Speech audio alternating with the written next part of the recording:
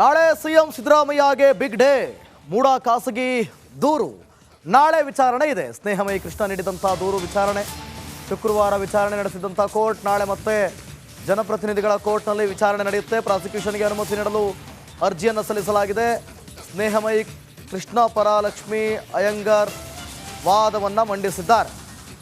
ಸ್ನೇಹಮಯಿ ಕೃಷ್ಣ ಮೈಸೂರಿನಲ್ಲಿ ಬಹಳ ಖ್ಯಾತಿ ಹೊಂದಿದವರು. ಯಾವುದೇ ಸರ್ಕಾರ ಆಗಿರಲಿ, ಯಾವುದೇ ಅಧಿಕಾರಿಗಳಾಗಿರಲಿ, ಯಾವುದೇ ಪೊಲೀಸ್ನವರಾಗಿರಲಿ, ಯಾರೇ ತಪ್ಪು ಮಾಡಿದ್ರೂ ಕೂಡ ಅದರ ವಿರುದ್ಧ ಧ್ವನಿ ಎತ್ತೋರು. ಅವರು ಈಗ ಸಿದ್ದರಾಮಯ್ಯನವರ ವಿರುದ್ಧ ಕೊಟ್ಟಂಥ ದೂರು ವಿಚಾರಣೆ ಆಗ್ತಾ ಇದೆ ಒಂದು ಕಡೆ. ಮತ್ತೊಂದು ಕಡೆ ನಾಳೆ ಏನಾಗುತ್ತೆ ಅನ್ನುವಂಥದ್ದೇ ಕುತೂಹಲ. ಈಗ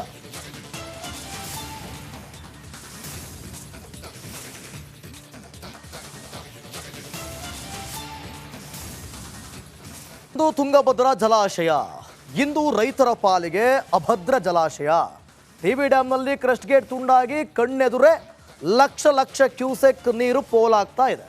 ಅರ್ಧಕ್ಕರ್ಧ ಡ್ಯಾಮ್ ಖಾಲಿ ಆಗ್ತಾ ಇದೆ. ಈ ಸಂಬಂಧಪಟ್ಟಂತೆ ಒಂದು ವರದಿ ಇಲ್ಲಿದೆ.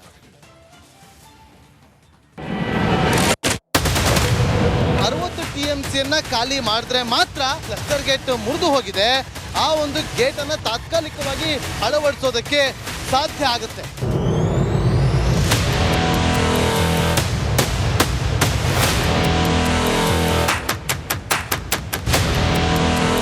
ತುಂಗಭದ್ರಾ ಕಲ್ಯಾಣ ಕರ್ನಾಟಕದ ಜೀವನಾಡಿ, ಲಕ್ಷಾಂತರ ರೈತರ ಜೀವನದಿ. ಅನ್ನದಾತನ ಜೀವನಕ್ಕೆ ನೀರುಣಿಸಬೇಕಿದ್ದ ಟಿಬಿ ಡ್ಯಾಂ ನೀರು ಕಣ್ಣೆದುರೇ ಪೋಲಾಗಿ ಹೋಗ್ತಿದೆ. ಕ್ರಸ್ಟ್ ಗೇಟ್ ಒಡೆದು ಲಕ್ಷ ಕ್ಯೂಸೆಕ್ ನೀರು ಹರಿದು ಹೋಗ್ತಿದೆ. ಈಗ ತುಂಗಭದ್ರಾ ಜಲಾಶಯದಲ್ಲಿರ್ತಕ್ಕಂಥ 30 ಕ್ರಸ್ಟ್ ಗೇಟ್ಗಳ ಪೈಕಿ ಈ ಕ್ರಸ್ಟ್ ಗೇಟ್ ಒಡೆದಿರ್ತಕ್ಕಂಥದ್ದು. ಇದು 19ನೇ ಕ್ರಸ್ಟ್ ಗೇಟ್. ನೋಡ್ರಿ ಯಾವ ರೀತಿಯಾಗಿ ತುಂಗಭದ್ರಾ ಜಲಾಶಯದಿಂದ ಯಾವುದೇ ರೀತಿಯ ಅಡೆತಡೆ ಇಲ್ಲದೆ ನೀರು ಹೋಗ್ತಾ ಇದೆ ಅನ್ನೋದನ್ನ ನಾನು ನಿಮಗೆ ತೋರಿಸ್ತಾ ಇದ್ದೀನಿ. ಇನ್ನೊಂದು ಕಡೆಗೆ ತುಂಗಭದ್ರಾ ಜಲಾಶಯದ ಕ್ರಸ್ಟ್ ಗೇಟ್ನ ಸರಪಳಿ ಅಂದ್ರೆ ಚೈನ್ ಲಿಂಕ್ ಕಟ್ಟಾಗಿ ಬಿದ್ದಿರ್ತಕ್ಕಂಥದ್ದು ಇನ್ನೊಂದು ಕಡೆಗೆ ಕಾಣುತ್ತೆ. ಇದೇ ಭಾಗದಲ್ಲಿ ಈಗ ಒಂದು ದುರಸ್ತಿ ಕಾಮಗಾರಿಯನ್ನು ಮಾಡಬೇಕು. ಅರ್ಧ ಡ್ಯಾಂ ಖಾಲಿ, ಯಾರು ಹೊಣೆ ಸ್ವಾಮಿ? ವಿಜಯನಗರದ ಟಿಬಿ ಜಲಾಶಯ ರಾಜ್ಯದಲ್ಲೇ ಅತಿ ದೊಡ್ಡ ಜಲಾಶಯ. ಬರೋಬ್ಬರಿ 105 TMC ನೀರು ಸಾಮರ್ಥ್ಯ ಹೊಂದಿರೋ ಡ್ಯಾಂನಲ್ಲಿ ಈಗಾಗಲೇ 16 TMC ನೀರು ಖಾಲಿಯಾಗಿದೆ.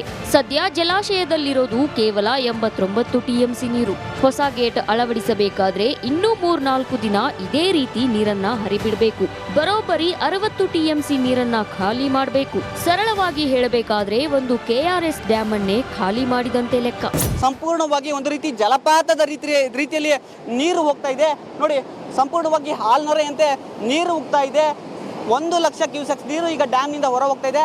ನೀವೇನು ಈಗ ದೃಶ್ಯದಲ್ಲಿ ನೋಡ್ತಿದ್ದೀರಾ, ಇದು 19ನೇ ಕ್ರಸ್ಟ್ ಗೇಟ್ ನಿಂದ ನೀರು ಯಾವ ರೀತಿ ಹೋಗ್ತಾ ಇದೆ ಅನ್ನೋ ದೃಶ್ಯ.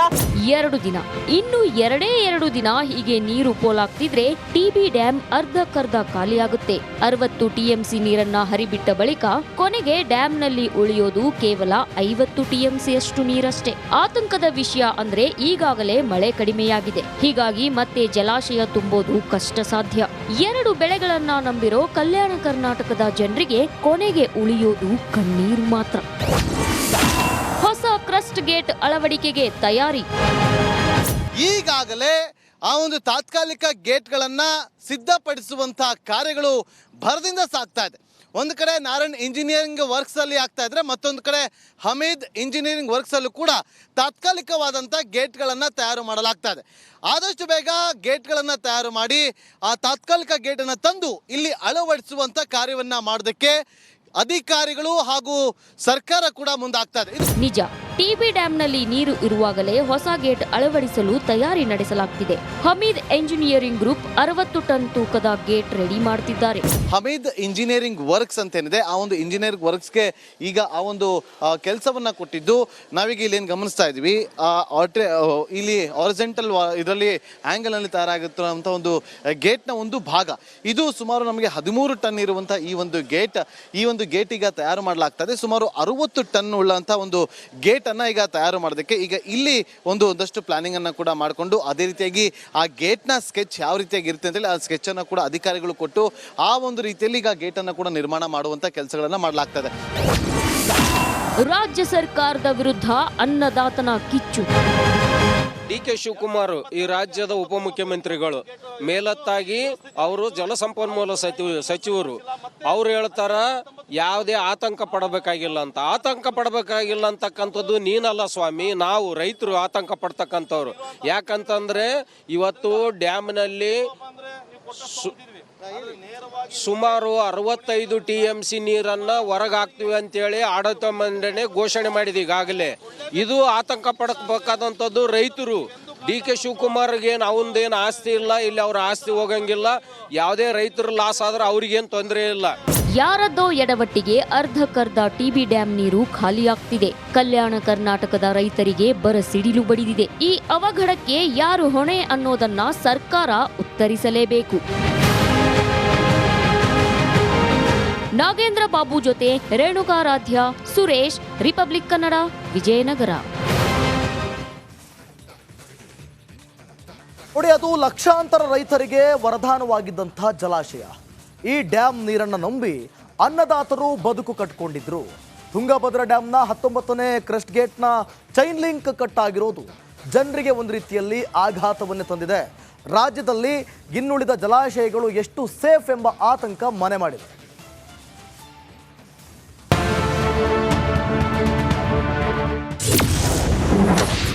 ಕರ್ನಾಟಕದಲ್ಲಿರೋ ಡ್ಯಾಂಗಳ ಪರಿಸ್ಥಿತಿ ಹೇಗಿದೆ? ರಿಪಬ್ಲಿಕ್ ಕನ್ನಡದಲ್ಲಿ ಡ್ಯಾಂಗಳ ರಿಯಾಲಿಟಿ ಚೆಕ್. ತುಂಗಭದ್ರಾ ಡ್ಯಾಂನ ಕ್ರಸ್ಟ್ ಗೇಟ್ ಮುರಿದು ಬಿದ್ದ ಬೆನ್ನಲ್ಲೇ ನಿಮ್ಮ ರಿಪಬ್ಲಿಕ್ ಕನ್ನಡ ರಾಜ್ಯದ ಪ್ರಮುಖ ಜಲಾಶಯಗಳ ರಿಯಾಲಿಟಿ ಚೆಕ್ ನಡೆಸಿದೆ. ಯಾವ ಜಲಾಶಯಗಳು ಯಾವ ಸ್ಥಿತಿಯಲ್ಲಿವೆ, ಯಾವ ಜಲಾಶಯಗಳು ಅಪಾಯದಲ್ಲಿವೆ ಎಂಬುದನ್ನ ಬಟಾಬಯಲು ಮಾಡುತ್ತಿದೆ. ಅಧಿಕಾರಿಗಳ ನಿರ್ಲಕ್ಷ್ಯಕ್ಕೆ ನೀರು ಪೋಲು. ಬೇಸಿಗೆ ಕಾಲದಲ್ಲೇ ಎಮರ್ಜೆನ್ಸಿ ಗೇಟ್ ದುರಸ್ತಿಗೊಳಿಸದೆ ಅಧಿಕಾರಿಗಳು ನಿರ್ಲಕ್ಷ್ಯ ತೋರಿದ್ದಕ್ಕೆ ಇದೀಗ ಶಿವಮೊಗ್ಗ ಭದ್ರಾ ಜಲಾಶಯದಿಂದ ನೀರು ಪೋಲಾಗ್ತಿದೆ. ಇವತ್ತು ಭದ್ರಾ ಜಲಾಶಯದ ಒಂದು ಎಮರ್ಜೆನ್ಸಿ ಗೇಟ್ ಇದೆ, ಅದರಿಂದ ಸಾಕಷ್ಟು ನೀರು ಪ್ರತಿನಿತ್ಯವೂ ಪೋಲಾಗ್ತಿದೆ. ಒಂದು ಕಡೆ ಅದನ್ನು ದುರಸ್ತಿಗೊಳಿಸುವ ಕೆಲಸವನ್ನು ಮಾಡಿದ್ದಾರೆ, ಆದರೆ ಅದು ಸಂಪೂರ್ಣವಾಗಿ ಯಶಸ್ವಿಯಾಗಿಲ್ಲ.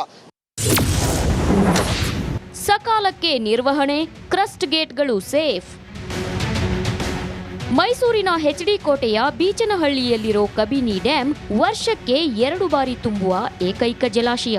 ಚೈನ್ಗಳು ಬಹಳಷ್ಟು ಉಪಯೋಗ ಮಾಡುತ್ತೆ. ಸೊ ಹೀಗಾಗಿ ಇಲ್ಲಿ ಹಗ್ಗದ ಮಾದರಿಯಲ್ಲಿರುವಂತಹ ಕಬ್ಬಿಣದ ಒಂದು ಚೈನ್ ಏನಿದೆ, ಆ ಚೈನ್ ಇವತ್ತು ಸಂಪೂರ್ಣವಾಗಿ ಗೇಟ್ ಎಲ್ಲ ಕ್ಲೋಸ್ ಮಾಡೋ ಕಾರಣಕ್ಕಾಗಿ ಸಂಪೂರ್ಣ ಈ ಒಂದು 4 ಕ್ರಸ್ಟ್ ಗೇಟ್ಗಳಲ್ಲೂ ಕೂಡ, ಒಂದೊಂದು ಕ್ರಸ್ಟ್ ಗೇಟ್ಗಳಲ್ಲೂ ಕೂಡ ಸುಮಾರು 39,000 ಕ್ಯೂಸೆಕ್ಸ್ ನೀರನ್ನು ಬಿಡುವಂತಹ ಸಾಮರ್ಥ್ಯವನ್ನು ಹೊಂದಿರ್ತವೆ.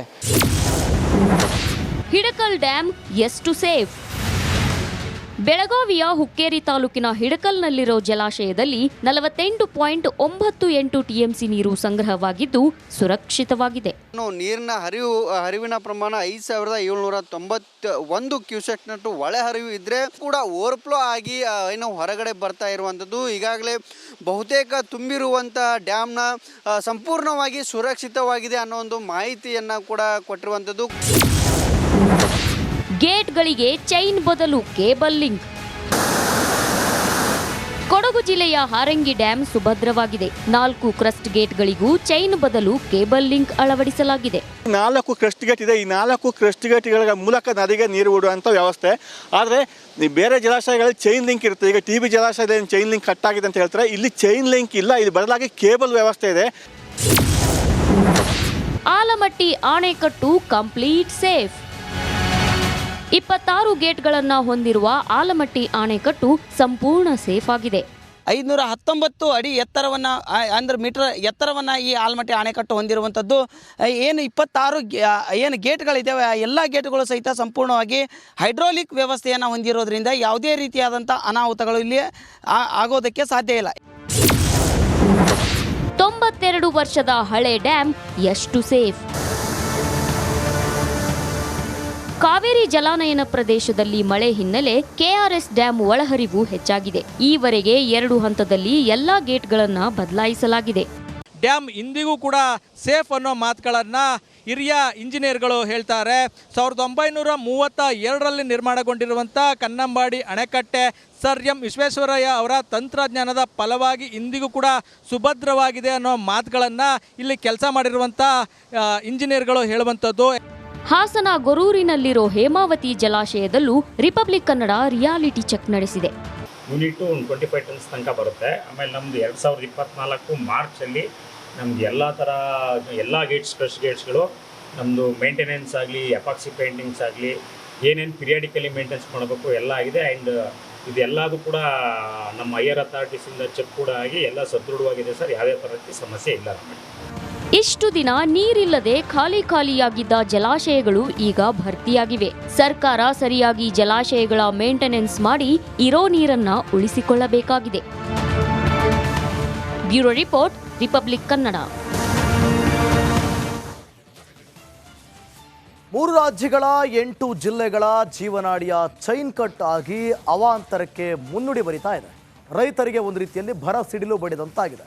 ಡ್ಯಾಮ್ ಗೇಟ್ ಹಾನಿಯಲ್ಲೂ ಕೂಡ ರಾಜಕೀಯ ಆರೋಪ ಪ್ರತ್ಯಾರೋಪ ಜೋರಾಗಿದೆ.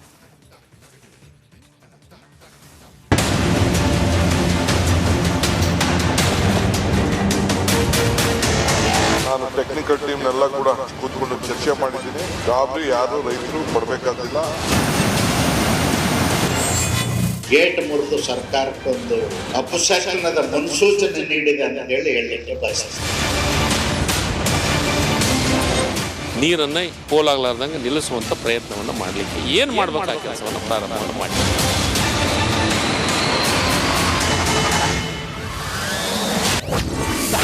ಟಿಬಿ ಡ್ಯಾಂ ನಿರ್ವಹಣೆಯಲ್ಲಿ ಎಡವಿದ್ರ ಅಧಿಕಾರಿಗಳು. ಕೋಟಿ ಹಣವಿದ್ರೂ ಅಧಿಕಾರಿಗಳು ಫೇಲ್ಯೂರ್.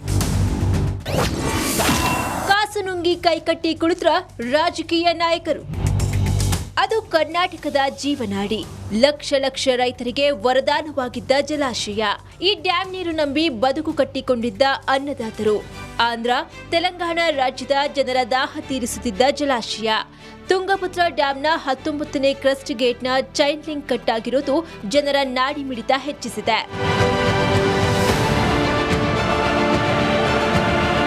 ಜಲಾಶಯದಿಂದ ನೀರು ಪೋಲಾಗಿ ಪ್ರವಾಹದ ಆತಂಕ ಒಂದೆಡೆಯಾದ್ರೆ, ನೀರು ಖಾಲಿಯಾಗಿ ಬೆಳೆ ಒಣಗುವ ಡವಡವ ಮತ್ತೊಂದೆಡೆ. ಡ್ಯಾಂ ನಿರ್ವಹಣೆಗೆ 60 ಅಧಿಕಾರಿಗಳಿದ್ರೂ ಕೋಟಿ ಹಣವಿದ್ರೂ ವಿಫಲರಾದ್ರ ಅನ್ನೋ ಚರ್ಚೆ ಜೋರಾಗಿದೆ. ಇದು ಪಾಲಿಟಿಕ್ಸ್ಗೆ ಮುನ್ನುಡಿ ಬರ್ತಿದೆ. ಈ ರಾಜ್ಯದ ಜನ ಕಣ್ಣೀರು ಸುರಿಸುವಂತ ಪರಿಸ್ಥಿತಿ ಬಂದಿದೆ. ಆ ಕಣ್ಣೀರಿನ ಶಾಪ ಇವತ್ತು ಸಿದ್ದರಾಮಯ್ಯನವ್ರ ಸರ್ಕಾರಕ್ಕೆ ತಟ್ಟತದ ಅಂತಕ್ಕಂಥ ಮಾತನ್ನ ಬಹಳ ಸ್ಪಷ್ಟವಾಗಿ ಹೇಳಲಿಕ್ಕೆ ಬಯಸ್ತೇನೆ. ಈ ಕಣ್ಣೀರಿನಲ್ಲೇನೆ ಸಿದ್ದರಾಮಯ್ಯನವ್ರ ಸರ್ಕಾರ ಕೊಚ್ಕೊಂಡು ಹೋಗುವಂತ ಕಾಲ ಬಂದಿದೆ. ಗೇಟ್ ಮುರಿದು ಸರ್ಕಾರಕ್ಕೊಂದು ಅಪಶಕನದ ಮುನ್ಸೂಚನೆ ನೀಡಿದೆ ಅಂತ ಹೇಳಲಿಕ್ಕೆ ಬಯಸ್ತೇನೆ. ಇನ್ನು ತುಂಗಭದ್ರಾ ಜಲಾಶಯ ನಿರ್ವಹಣೆ ಬಗ್ಗೆ ಡಿಸಿಎಂ ಡಿಕೆ ಶಿವಕುಮಾರ್ ಹೇಳೋದು ಹೀಗೆ. ಟೆಕ್ನಿಕಲ್ ಟೀಮ್ನೆಲ್ಲ ಕೂಡ ಕೂತ್ಕೊಂಡು ಚರ್ಚೆ ಮಾಡಿದ್ದೀನಿ. ಗಾಬರಿ ಯಾರು ರೈತರು ಪಡಬೇಕಾದಿಲ್ಲ. ಬಟ್ ಬಹಳ ಡೇಂಜರ್ ಅಂತೂ ಇತ್ತು. ನಾನು ಇಲ್ಲ ಅಂತ ನಾನು ಹೇಳೋದಿಲ್ಲ, ಬಹಳ ಡೇಂಜರ್ ಇತ್ತು. 70 ವರ್ಷದಲ್ಲಿ ಇದು ಮೊದಲನೇ ಬಾರಿಗೆ ಆಗಿದೆ. ಜೊತೆಗೆ ಎಲ್ಲಾ ಡ್ಯಾಮ್ಗಳು ಈ ರೀತಿ ಒಂದು ಟೀಮ್ ಮಾಡಲಿಕ್ಕೆ ಕಳಿಸ್ಕೊಟ್ಟು ಸೇಫ್ಟಿಗೋಸ್ಕರ ಒಂದು ಕಮಿಟಿ ಮಾಡಿ ಎಲ್ಲಾ ಡ್ಯಾಮ್ಗೂ ಕೂಡ ಒಂದು ಕಳಿಸ್ಕೊಡ್ತಾ ಇದ್ದೀವಿ. ಟಿಬಿ ಜಲಾಶಯಕ್ಕೆ ಭೇಟಿ ನೀಡಿದ ಬಿವೈ ವಿಜಯೇಂದ್ರ ನೇತೃತ್ವದ ಬಿಜೆಪಿ ತಂಡ ಡ್ಯಾಂನ 19ನೇ ಗೇಟ್ ಬಳಿ ಪರಿಶೀಲಿಸಿತ್ತು. ಇದೇ ವೇಳೆ ಡಿಸಿಎಂ ಡಿಕೆ ಶಿವಕುಮಾರ್ ವಿರುದ್ಧ ವಿಜಯೇಂದ್ರ ಹರಿಹಾಯ್ದ್ರು. ರಾಜ್ಯ ಸರ್ಕಾರದ ಜವಾಬ್ದಾರಿ. ನಿನ್ನೆ ಜಲ ಸಂಪನ್ಮೂಲ ಸಚಿವರು ಹೇಳಿದ್ದಾರೆ, ಅಧಿಕಾರಿಗಳು ಯಾರ ಮೇಲೂ ಹೊಣೆ ಹಾಕೋದಿಲ್ಲ ಅಂತೇಳಿ. ಹಾಗಾದ್ರೆ ಹೊಣೆಗಾರಿಕೆ ಯಾರ ಮೇಲೆ ಹಾಕ್ತೀರಿ? ಅಧಿಕಾರಿಗಳಷ್ಟೇ ಅಲ್ಲ, ಸರ್ಕಾರ ಮತ್ತು ಅಧಿಕಾರಿಗಳು ಯಾರು ಹೊಣೆ ಅಲ್ಲ ಅಂತ ಯಾರು ಹೊಣೆ ಅಲ್ಲ ಅನ್ನುವ ಮಾತನ್ನ ಜಲ ಸಂಪನ್ಮೂಲ ಸಚಿವರು, ಎಲ್ಲ ಒಂದ್ ಕಡೆ ಜಲ ಸಂಪನ್ಮೂಲ ಸಚಿವರಿಗೆ ಜಲದ ಬಗ್ಗೆನೂ ಆಸಕ್ತಿ ಇಲ್ಲ, ರೈತರ ಬಗ್ಗೆನೂ ಆಸಕ್ತಿ ಇಲ್ಲ, ಕೇವಲ ಸಂಪನ್ಮೂಲದ ಬಗ್ಗೆನೇ ಹೆಚ್ಚು ಆಸಕ್ತಿ ಇದೆ ಮಾನ್ಯ ಡಿಕೆ ಶಿವಕುಮಾರ್ ಅವರಿಗೆ. ರಿಪಬ್ಲಿಕ್ ಕನ್ನಡ ವರದಿ ಬಳಿಕ ಕೊನೆಗೂ ಸಿಎಂ ಸಿದ್ದರಾಮಯ್ಯ ಎಚ್ಚೆತ್ತಿದ್ದಾರೆ. ನಾಳೆ ತುಂಗಭದ್ರಾ ಜಲಾಶಯಕ್ಕೆ ಸಿದ್ದರಾಮಯ್ಯ ಭೇಟಿಯನ್ನ ನೀಡಲಿದ್ದಾರೆ. ಮುರಿದು ಹೋದ 19ನೇ ಕ್ರಸ್ಟ್ ಗೇಟ್ನ ಚೈನ್ ಲಿಂಕ್ ವೀಕ್ಷಿಸಲಿದ್ದಾರೆ. ಟಿಬಿ ಡ್ಯಾಂನಿಂದ ಪ್ರವಾಹದಂತೆ ನೀರು ಹರಿಯುತ್ತಾ ಇರೋದು 3 ರಾಜ್ಯದ 8 ಜಿಲ್ಲೆಗಳ ರೈತರ ಎದೆಯಲ್ಲಿ ಭಯ ಹುಟ್ಟಿಸಿದೆ. Bureau report, Republic Kannada.